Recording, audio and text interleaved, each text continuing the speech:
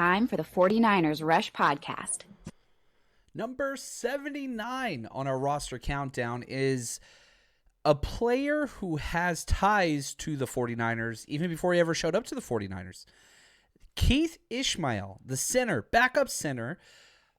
Funny little connection. He was a part of the Trent Williams trade that got us the All-Pro left tackle and best offensive lineman, perhaps best player in the NFL, for 3 straight years. The 49ers traded away a 5th-round pick and then a future 3rd. We'll break down the details of that, but Keith Ismael was the 5th-round pick that Washington selected, but now he's on our team regardless. So very, very happy to have this guy. Shout out to Josh, the 49ers guru, who was the entire backbone of this episode. So we're going to break down who he is, what he's done, why he's here, and what we have to look forward with him. He's a center/guard, but mostly center. Wears jersey number 67 and 6'3", 309. So he's got good size, 32-inch arms. That's rough. That is very short arms. That's going to force him inside, plus 6'3". Can't play tackle with that. 24 years old. He ran a 5.3 40, not great. 10-yard split, 179, not great. 3-cone, 814, not great. It's just kind of hard to find these different metrics. He's a film guy.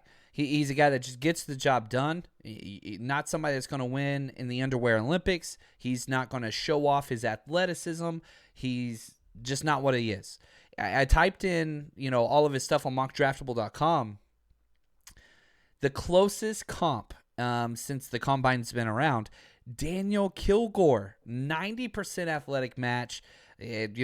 Kilgore was with the Niners for a very, very long time, so it makes sense. He has a type. Ricky Stromberg, who I like this year coming out of Arkansas, 84% match. So just to kind of give you a feel for the athletic profile, strength, and all those things that he brings to this. He's entering his 4th season and has not played much. He's got 5 career starts, showed up in 18 games.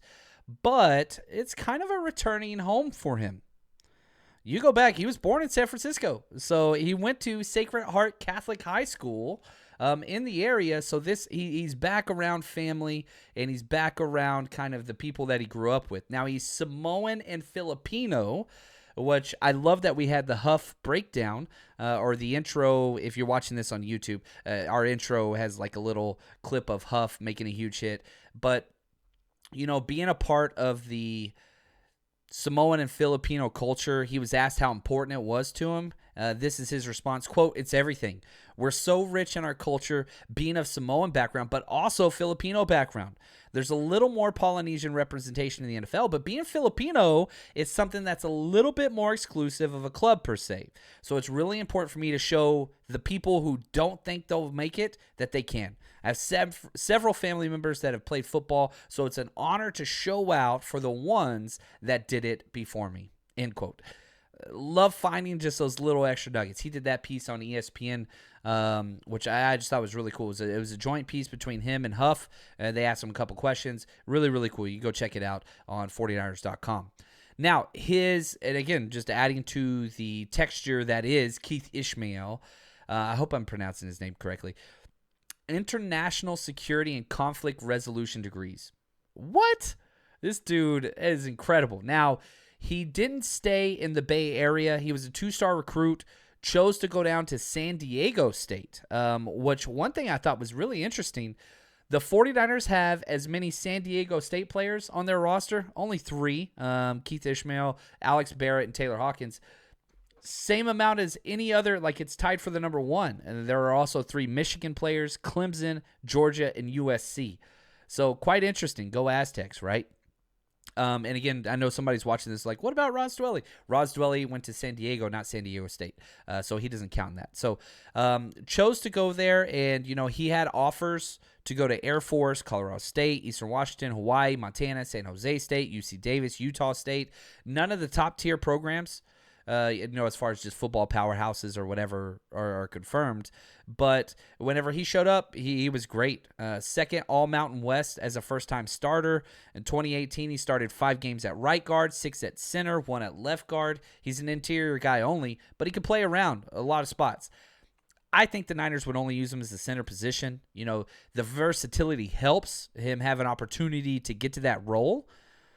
But I think this is a center-only prospect. The athleticism or the lack of makes it rough. 2019, he was Pro Football Focus third-team All-American, two-time first-team All-Mountain West in 2018-2019, 2017 second-team All-Mountain West, and two-time SDSU Offensive Lineman of the Year. That's incredible.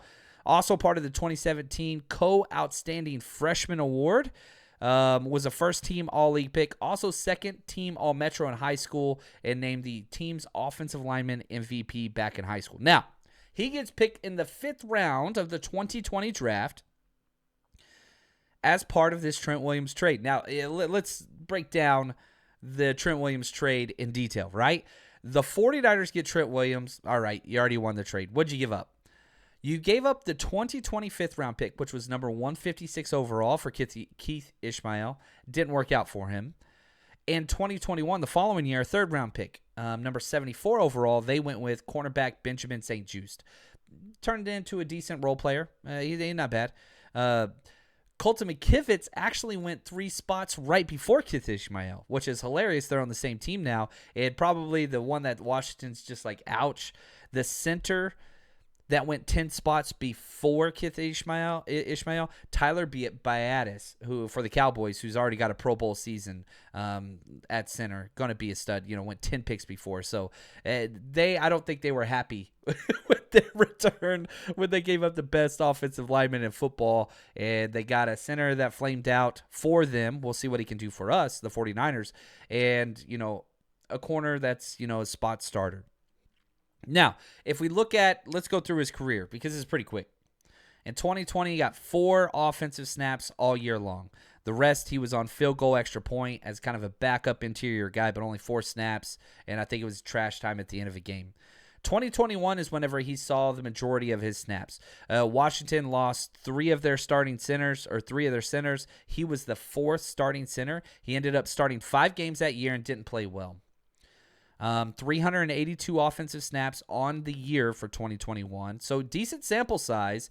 PFF scores 64.9 overall offense, not good. 46.9 pass block, terrible. 68.9 run block, good. And 1 penalty. So the mold of the Shanahan centers lives on. Great run blockers, bad pass blockers. Jake Brindle's kind of the exception of the rule, but Jake Brindle is not a Kyle Shanahan guy. That's a Chris Forrester guy. Ismael, much more Shanahan type guy. Now, in that year, 2021, he gave up 3 sacks plus an additional 3 quarterback hits and 7 hurries on 217 pass blocking snaps. Not good. In fact, really, really, really bad. And then last year, he played 0 snaps. So it's I don't know. It's interesting because he's just not good so far. The Niners got him last year. They brought him in. So, let's go through, he gets drafted and then cut and then re-signed and then put on IR and cut. The Bucs picked him up and then dropped him immediately afterwards. Then the Niners picked him up September 13th, 2022. So, right after the initial cuts, he didn't make it somewhere else. We brought him on our practice squad. Come home, man. Come home, be by your family. Let's see what we can do on and off the practice squad and all that stuff, but saw no game time. Now, the question becomes, man, what's this guy going to do on this roster? I don't see it. It seems like this could possibly be the last spot for his career, but he is more well along the years and experience-wise than a lot of guys ahead of him. So here's the center depth chart, in my opinion, okay? Jake Brindle just signed a 4-year deal. Feliciano, you just brought over, paid him good money. I think he's the backup. Nick Zakel's the young buck trying to become the backup. And then you got Jason Poe, undrafted free agent that they really loved last year.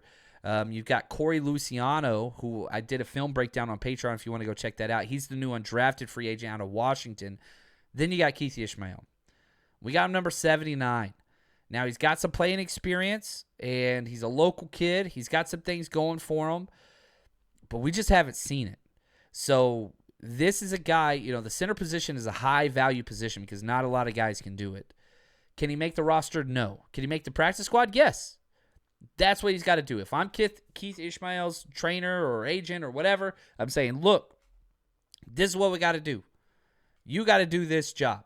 And you got to fight to get on that practice squad because you can play center, you can play both guard spots, you can do special teams, you can do some of these things. You got to get a spot on the field. And I think it'd be through the practice squad, develop, and then find a spot maybe down the road. Again, he's 24 years old.